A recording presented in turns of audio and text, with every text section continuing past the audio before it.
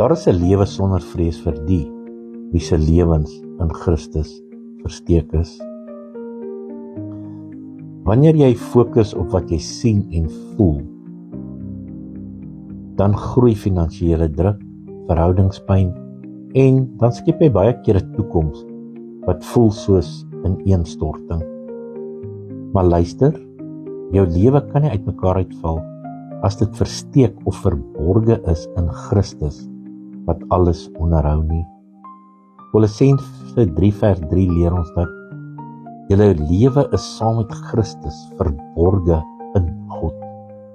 Dit beteken daai ou jy wat vol vrees en skuldgevoelens was, is reeds saam met Jesus gekruisig.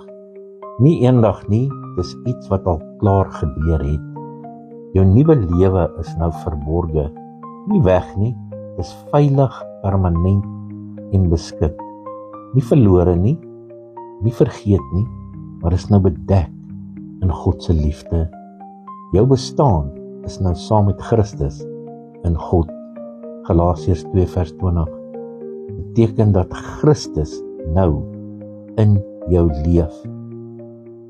Onthou, die wêreld sien jou stryd, maar die hemel sien 'n opgestane kind van God.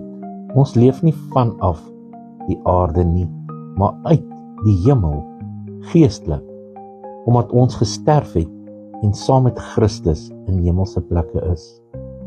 Onthou, die dood het sy ergste gedoen en hy het verloor, want ons is saam met Christus opgewek. God gee jou nie 'n klein opgradering nie, hy gee jou sy lewe en maak van jou 'n nuwe skepping.